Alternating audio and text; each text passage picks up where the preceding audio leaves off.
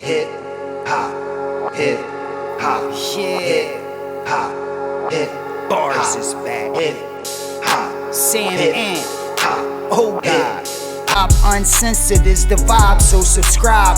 Oh God, driving Sam and riding passenger side. And you heard it out the mouth of the greatest rapper alive. Hip Hop Uncensored is the vibe, so subscribe. Hip Hop Uncensored is the vibe, so subscribe. Oh God, driving Sam and I was surprised as everybody else was when, it happened the way it happened. Yeah. Now, it was a point in time pretty much where they couldn't even be on the same set, Martin and Tisha Campbell, and they had to, how did they make that work? No, not on the same set. They couldn't even be on the same lot at the same. They couldn't even be if Martin was at Universal Studios, she couldn't be there. If she was on Universal Studios, Martin couldn't be there. So it was like that, man. And like I say, that fifth season, that's like the fifth season. I wasn't on the show then. I don't think I did any episodes of the fifth season. So I didn't really see. Well, I think I did one where we didn't have an audience. So they didn't have an audience is the time Tisha, when they had to do the little separate thing, man. So they everybody around was laughing, and stuff like that. But, it was a bad situation, man, because they were getting paid on them, man. I mean, they probably weren't getting paid as much as they should have been getting paid, but they were getting paid enough for me just to keep my mouth shut. It was a point on there. I heard you speaking on the interview where in the script you were talking to Martin. You said, "Man, you burned out." Do you think now, looking back, that was you were kind of, it was the truth? Yeah, man, it really was, man, because he was running himself to death too, man. He was doing a lot of projects, and man, you start to see the wear and tear in his eyes, man. I'm like, yo, man. And I really looked, I'm like, man, I think it was in the script though. I was like, man, you look beat down. And it came off so well that the producers came up and told me, say, hey man, that was what you told him, man. That was that was deep, man, because he looked beat down. Now in reunion talks, are you in those talks as well when they were talking about that? What, and about the Martin situation? Yeah. Nah, I wasn't involved in that, man. I was just a recurring character, man. I wasn't regular on the show. I wasn't getting that regular money. I was getting that twos and FEUDs. So how do you feel about that as a character? Because you said that Dragonfly Jones was your favorite Martin character, but you were my favorite character, like outside of the real cast. Like you were just part that they were.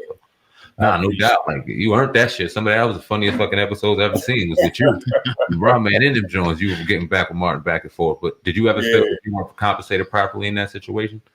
Oh man, I can't say that, man. I mean, the money I was making on that show, man, I ain't making nowhere else.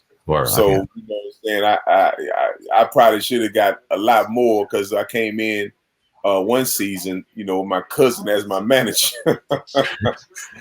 See, she was a very pretty girl, so I say, well, they'll take their mind off of dealing with me and be looking at her, and we end up getting more money too. So, I got back on the show, but at one point I had stopped, man. I said, man, I ain't gonna do it unless I get, but I mean, it was cool, man. I can't complain, man. Everything I got, man, it was a blessing, man. So and to this day, man, I thank Martin, man. Thank the creator of all things for bringing me in contact with somebody like Martin, because helped my career out a lot.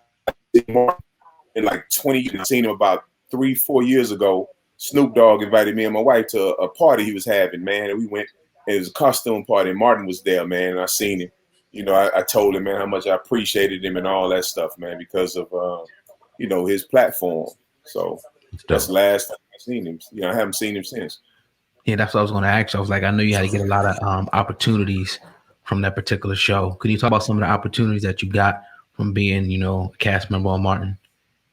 Oh man, I get to do celebrity golf tournaments, man. I get to sometimes, man, I go to places, man, people give me free food. I get a lot of perks, man. And then, sometimes I don't even have to audition for certain projects.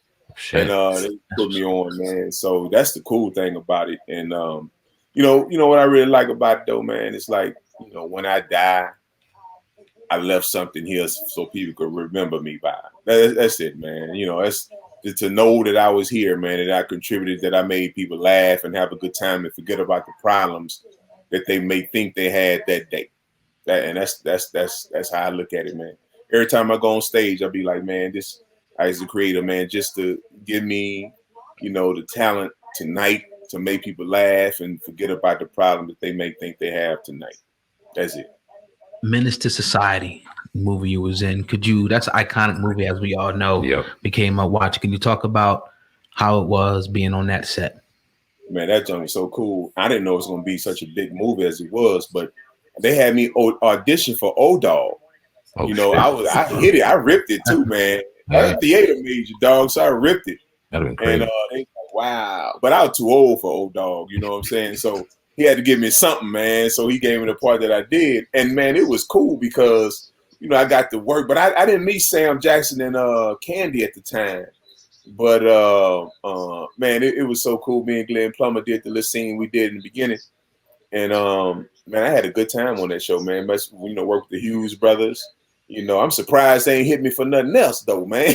You know what I'm saying? They probably didn't even know that I was a dude that was in their movie that played bruh, man. Like what I was meaning, bro. You know what I'm saying? Now, wasn't Tupac? They helped me out. Or How did Tupac lose that part of Sharif on that show? Now, you know what, man? I don't know because I just found that out, not too long ago about somebody. I saw somewhere with somebody talking about that, and some fight had broke out or something like that, and he ain't like what the Hughes brothers was doing, and you know, that was my first time hearing about that, man. I didn't know because I was fresh in the game, and I was brand new, dude. I was brand new, man. I mean, I think that was maybe one of the first movies ever done. Wow. damn. Yeah. Class Act wasn't the first one? Oh, that was about the same time, right? Class Act? Which one? Class Act, when you were Blade Brown's bodyguard? Yeah, you know what? It was between those two was my first. Yeah, I remember you on that Could joke. have been Class Act. Yeah, you're right. It could have been Class Act. Word. Talk about the state of the black man in Hollywood, man. We've had a lot of tremendous actors on here, man, and we've asked the question a lot. Sometimes our subscribers get a little annoyed by it, but we're going to keep asking the brothers on here about black men in particular, wearing dresses. Now, you've worked with Martin, one of the greatest actors, Shanae, his mama. I'm sure he played in Big Mama's House and things like that. Man, what is your thoughts on that? Black men in dresses and black men in dresses in Hollywood. Man, that's how I look at it. My favorite actor, man, of all time is Robert De Niro.